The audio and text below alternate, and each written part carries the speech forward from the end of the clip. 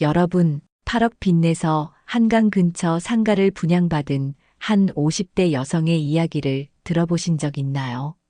처음엔 모두가 부러워했지만 끝은 충격적이었습니다.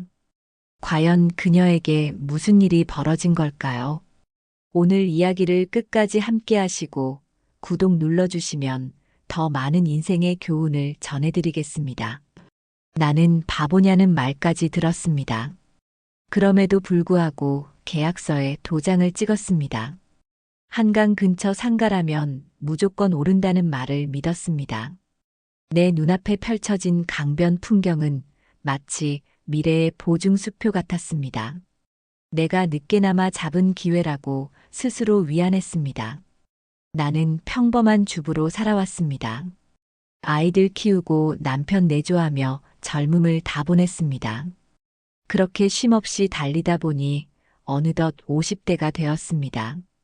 남들은 노후를 위해 연금도 챙기고 투자도 했다는데 나는 늘 당장 필요한 생활비만 챙기며 살았습니다.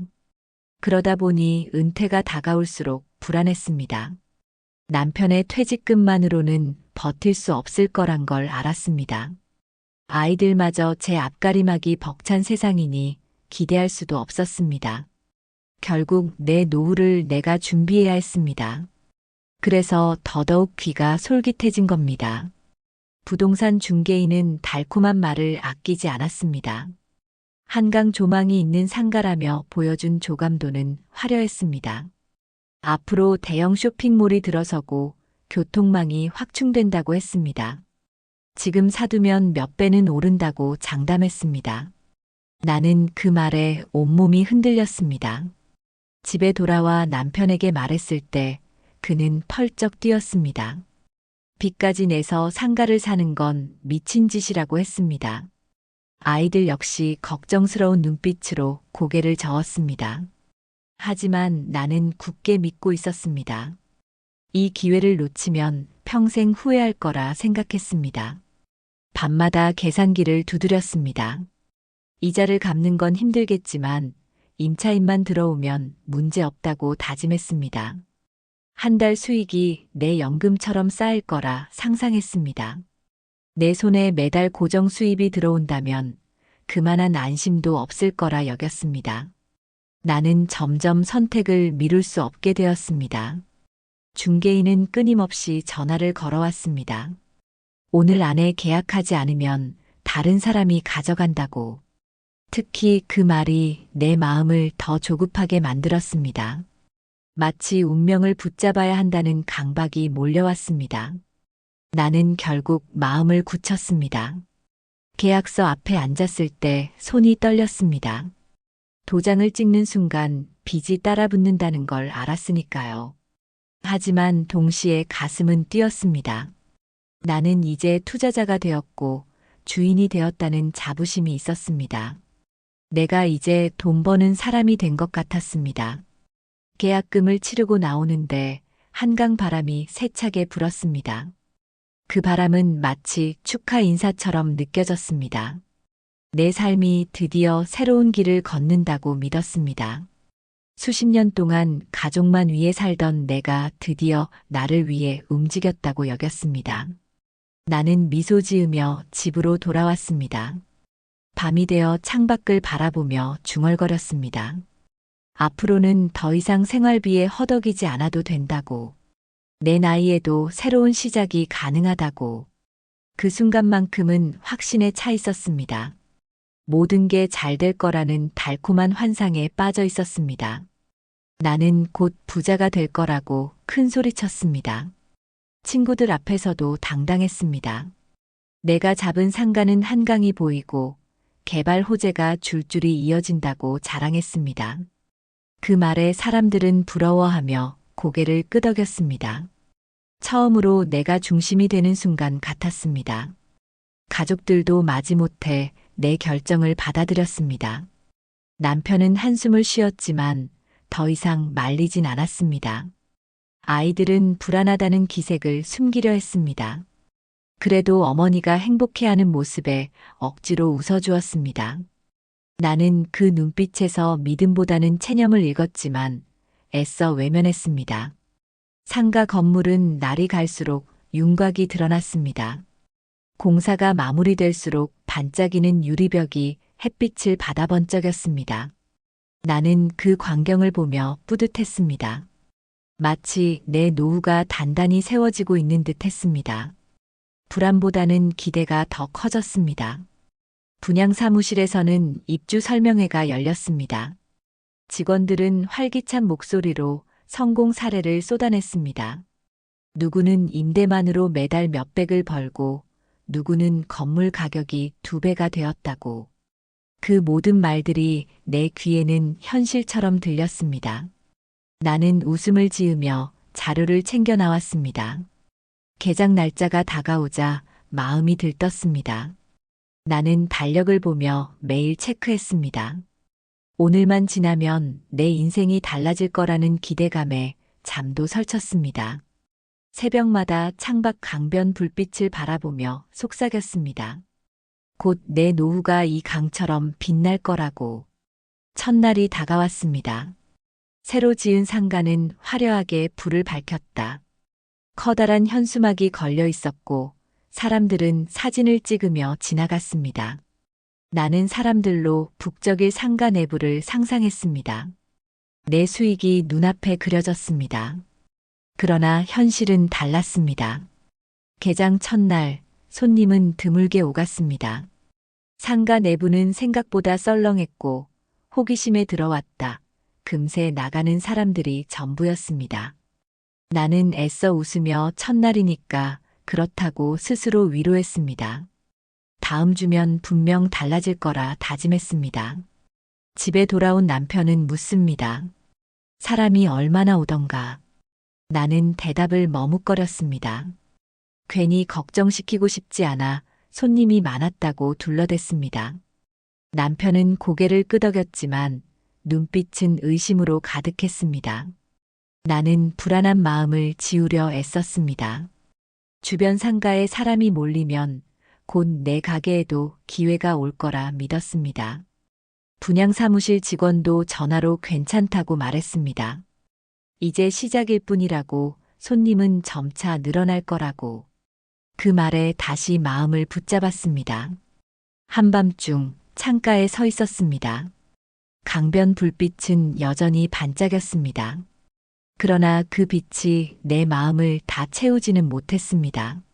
나는 강한 기대와 알 수 없는 그림자 사이에 서 있었습니다. 그때는 몰랐습니다. 그 그림자가 점점 커지고 있다는 사실을. 상가는 텅 비어 있었습니다. 개장한 지 몇 달이 지났는데도 사람 그림자가 드물었습니다. 내가 상상했던 북적임은 어디에도 없었습니다. 화려하게 반짝이던 유리벽은 오히려 더 쓸쓸해 보였습니다. 나는 매일 그 앞에 서서 발을 동동 굴렀습니다. 처음에는 개발 소식이 지연된다는 말을 듣고도 참았습니다. 곧 교통이 연결되고 대형 시설이 들어온다고 했습니다. 하지만 발표만 요란했지 실제로 바뀌는 건 없었습니다. 사람들은 오지 않았고 임차인도 나타나지 않았습니다. 전화기를 붙잡고 하루 종일 기다려도 소식은 없었습니다. 은행 독촉 전화가 시작된 것도 그 무렵이었습니다. 이번 달 이자를 어떻게 낼 거냐는 무표정한 목소리가 귀를 파고들었습니다. 나는 애써 괜찮다고 대답했지만 손은 떨렸습니다. 매달 불어나는 금액을 보며 가슴이 조여왔습니다. 숨이 막히는 듯한 압박감이 덮쳤습니다. 남편은 점점 예민해졌습니다. 저녁 식탁에서 날카로운 말이 오갔습니다.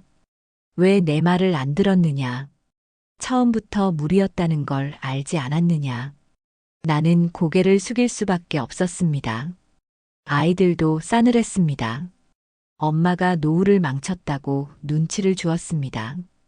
결혼 준비 중이던 아이는 돈 얘기조차 꺼내지 않았습니다. 내 선택이 가족의 삶까지 옥죄고 있다는 사실이 더 무겁게 다가왔습니다. 나는 집 안에서도 외톨이가 되어갔습니다. 나는 끝내 희망을 붙잡으려 했습니다. 길을 가다 전단지를 뿌리며 임차인을 구하려 애썼습니다. 지인들에게 부탁하며 혹시 들어올 사람을 알아봐 달라고 했습니다. 하지만 돌아오는 대답은 냉담했습니다. 지금은 그쪽 상권이 죽었다는 말뿐이었습니다. 나는 다시 중개인에게 전화를 걸었습니다. 그는 예전만큼 자신감 있는 목소리는 아니었습니다. 조금만 기다리면 다 좋아질 거라고 형식적인 위로만 건넸습니다. 나는 그 말에 매달리듯 고개를 끄덕였습니다. 그러나 마음속 깊은 곳에서 이미 불길한 기운이 피어오르고 있었습니다. 밤이 깊어도 잠은 오지 않았습니다.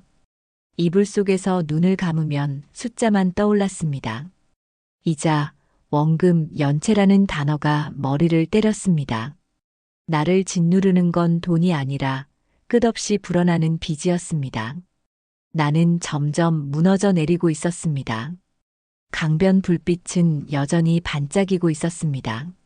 하지만 그 빛은 내게 희망이 아니라 조롱처럼 보였습니다.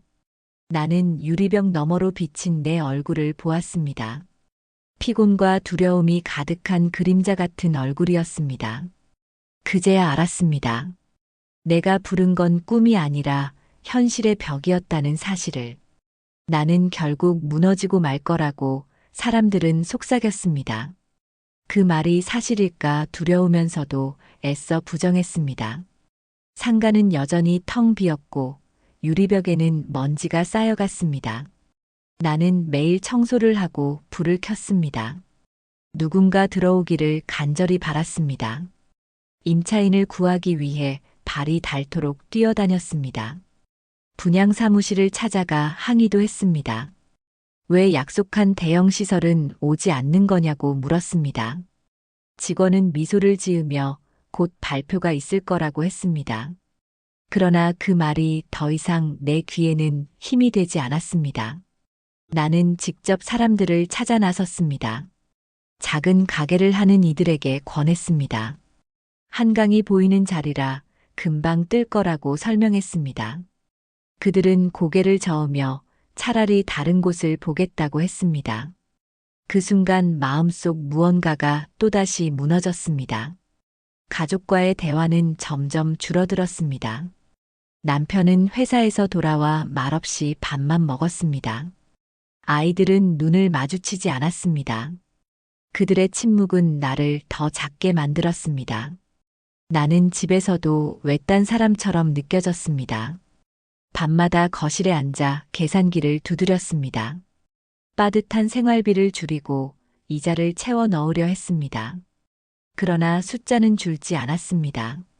줄어든 건 통장의 잔고뿐이었습니다. 나는 종종 손에 계산기를 쥔 채 잠들곤 했습니다. 친구들도 멀어졌습니다. 처음에는 응원한다며 말했지만 시간이 지나자 연락을 끊었습니다. 나를 바라보는 눈빛은 동정과 비난이 섞여 있었습니다. 나는 차마 모임에 나가지 못했습니다.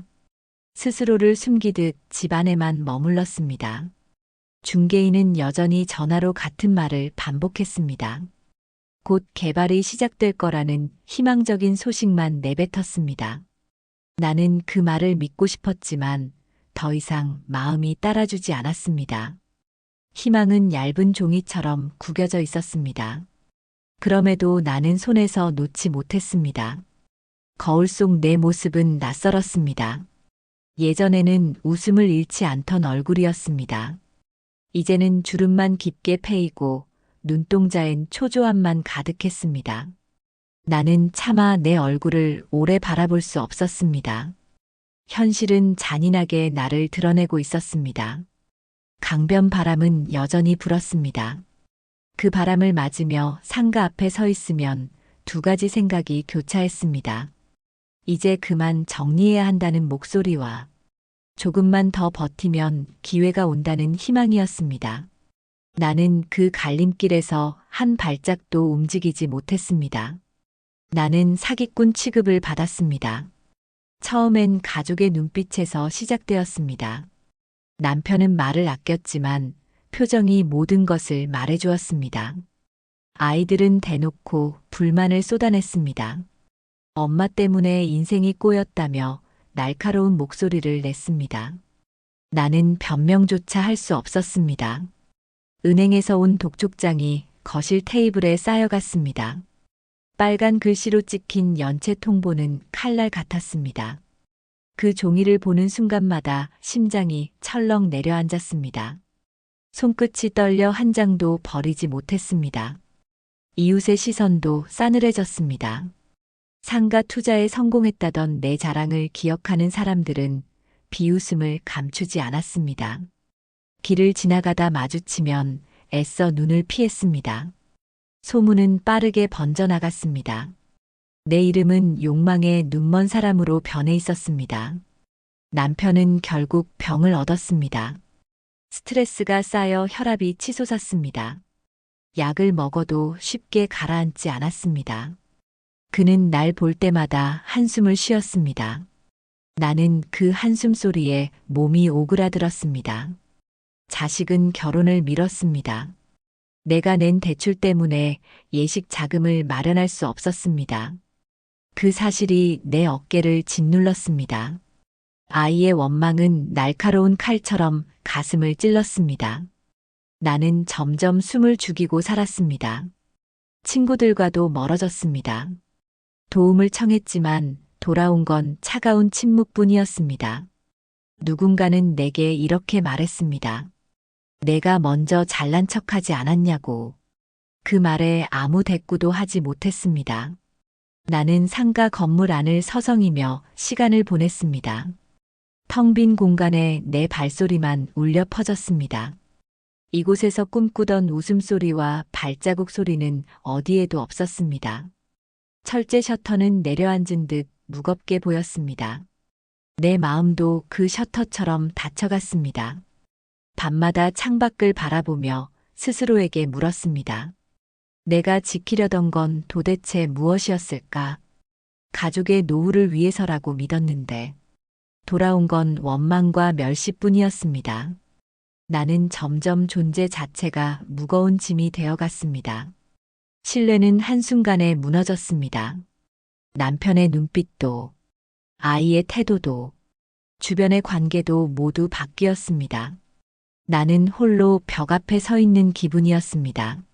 나는 상가 앞에서 주저앉았습니다. 사람 하나 없는 공간에서 바람만 휑하게 불었습니다. 한강은 여전히 유유히 흐르고 있었지만 내 마음은 무너져 있었습니다. 유리창에 비친 내 얼굴은 피곤해 절어 있었습니다. 나는 그 얼굴조차 낯설어 외면했습니다. 서류 봉투를 펼쳐보았습니다. 계약서와 대출 서류가 그대로 들어 있었습니다. 처음엔 희망의 증거였던 종이들이 이제는 쇠사슬이 되었습니다. 손가락 끝에서 서류가 덜덜 떨렸습니다. 내가 쓴 글씨와 도장이 나를 비웃는 듯 보였습니다. 은행 직원은 냉정했습니다. 빚을 정리하지 않으면 압류 절차에 들어간다고 말했습니다. 나는 아무 말도 하지 못했습니다. 목구멍까지 올라온 말은 끝내 나오지 않았습니다. 머릿속은 하얗게 비어갔습니다. 남편은 더 이상 말도 섞지 않았습니다. 그는 병원에서 약을 받아와 홀로 삼켰습니다. 내 옆에 앉아 있어도 벽처럼 차가웠습니다. 부부라는 이름이 무너져 내린 순간이었습니다. 나는 혼자라는 사실을 인정할 수밖에 없었습니다. 아이들마저 멀리했습니다. 전화가 와도 받지 않았습니다. 집안의 공기는 무겁게 가라앉았습니다. 밥상에 앉아도 숟가락 소리만 들렸습니다. 그 침묵은 내 죄를 들추는 것 같았습니다. 밤이 되면 나는 강변을 걸었습니다. 불빛은 반짝였지만 그 빛은 내게 조롱이었습니다. 다른 사람들에겐 아름다움이겠지만 내게는 고통이었습니다. 나는 다리에 서서 강물을 내려다보았습니다. 물결은 아무 일도 없다는 듯 흘러가고 있었습니다. 그 순간 내 안에서 두 가지 목소리가 들렸습니다. 끝내 포기하라는 목소리와 조금만 더 버티라는 속삭임이었습니다. 나는 그 사이에서 갈팡질팡했습니다. 어느 쪽도 잡을 수 없었습니다. 텅 빈 상가 안에서 밤을 새운 적도 있었습니다. 차가운 바닥에 앉아 불빛을 바라보며 눈을 감았습니다. 내가 꾸었던 미래는 어디에도 없었습니다. 빈 의자와 텅 빈 테이블이 내 동반자가 되었습니다.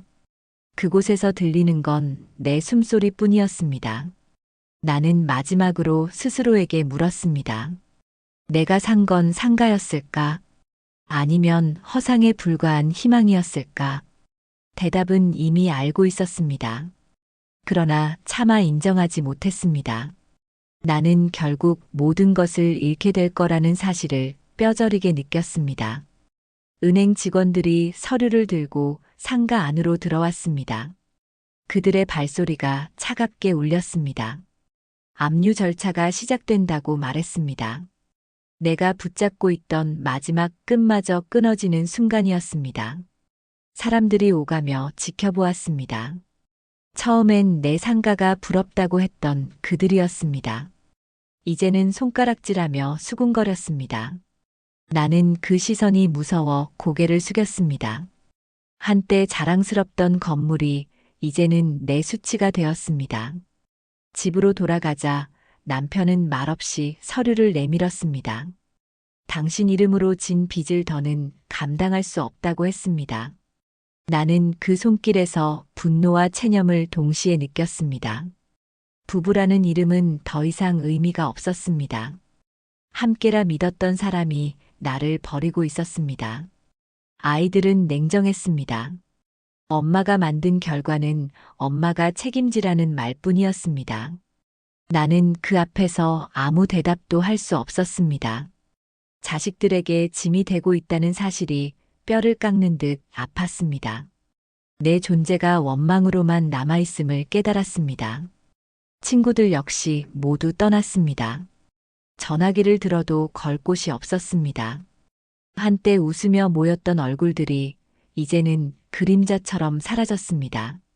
나는 홀로 방 안에 앉아 있었습니다. 불 꺼진 방은 감옥 같았습니다. 머릿속에서는 두 가지 선택이 떠올랐습니다. 모든 걸 정리하고 끝내는 길, 혹은 버틸 수 있는 만큼 버티는 길. 나는 어느 쪽으로도 발을 내딛지 못했습니다. 양쪽 모두 무너질 것 같았습니다. 강변에 서면 더 선명해졌습니다. 물결은 내 고통을 모른 채 흐르고 있었습니다. 나는 아이아이링을 붙잡고 한참을 내려다보았습니다. 몸이 기울어지는 순간마다 다시 뒤로 물러섰습니다. 두려움과 미련이 동시에 나를 붙잡았습니다. 나는 스스로를 원망했습니다. 남의 말을 믿고 서류에 도장을 찍은 내 손이 밉게 보였습니다. 그날의 선택이 지금의 나를 만들었습니다. 희망이라 믿었던 순간이 나를 파멸로 이끌었습니다. 모든 게 내 책임이라는 결론에 다다랐습니다. 그럼에도 마지막까지 마음속에서 속삭였습니다. 혹시 기적이 일어나지 않을까? 누군가 나타나 이 빚을 덜어주지 않을까? 어리석은 바람을 놓지 못했습니다. 내 안의 싸움은 끝나지 않았습니다. 나는 결국 모든 것을 잃었다고 말할 수밖에 없었습니다. 내 이름으로 분양받은 상가는 은행의 손에 넘어갔습니다. 통장에는 빚만 남았고 집안의 공기는 얼음처럼 차가웠습니다. 남편은 더 이상 내 옆에 서지 않았습니다. 아이들마저 내 눈을 피하며 살아갔습니다. 강변을 다시 찾았습니다. 처음 이곳에 섰을 때는 희망이 눈부셨습니다. 빛나는 강물은 내 노후를 보증하는 것 같았습니다. 그러나 지금은 달랐습니다. 같은 풍경인데 전혀 다른 의미로 다가왔습니다. 유리벽에 비친 내 모습은 초라했습니다. 처음 계약서를 들고 웃던 여자의 흔적은 사라져 있었습니다. 남은 건 지쳐버린 중년의 그림자뿐이었습니다. 나는 차마 그 얼굴을 오래 바라보지 못했습니다. 고개를 돌려 강물을 응시했습니다. 나는 속으로 중얼거렸습니다. 내가 산 건 상가가 아니라 환상이었다고. 개발 계획이라는 말에 흔들렸고 조망이라는 말에 속았습니다. 희망이라는 이름의 허상에 스스로 발을 들였습니다. 그 대가가 내 삶을 무너뜨린 것이었습니다. 모든 걸 잃은 지금 이상하게도 마음 한구석은 고요했습니다. 더 이상 잃을 게 없다는 사실이 차라리 위안이었습니다. 이제는 어떤 전화가 와도 놀라지 않았습니다. 독촉장이 쌓여도 눈물이 나지 않았습니다. 이미 다 지나간 일이 되어버린 듯 했습니다. 나는 다짐했습니다. 다시는 달콤한 말에 흔들리지 않겠다고. 노후를 지킨다는 허망한 꿈에 내 삶을 걸지 않겠다고. 내가 의지할 수 있는 건 오직 내 두 발뿐이라고. 비로소 늦은 깨달음을 손에 쥐었습니다. 강변 바람이 불어왔습니다. 차가웠지만 그 안에 작은 위로가 있었습니다. 내가 실패했음을 인정하는 순간 비로소 숨이 쉬어졌습니다. 나는 절망 속에서도 다시 일어설 수 있다고 스스로에게 속삭였습니다. 환상은 끝났지만 인생은 아직 끝나지 않았다고 말했습니다. 나는 마지막으로 하늘을 올려다보았습니다. 회색빛 구름 사이로 햇살이 비쳐 내려왔습니다. 그 빛이 내 어깨를 스쳤습니다. 나는 조용히 눈을 감고 속으로 말했습니다. 이제부터는 내 삶을 현실 위에서 다시 세우겠다고. 환상은 끝났습니다. 그녀는 결국 빛과 고통만 남긴 채 쓰라린 교훈을 얻었습니다. 남의 말에 흔들린 대가는 이렇게 무거웠습니다. 여러분은 같은 실수를 반복하지 않길 바랍니다. 오늘 이야기가 마음에 남으셨다면 구독과 좋아요로 함께 해주시고 다음 이야기에서 또 뵙겠습니다.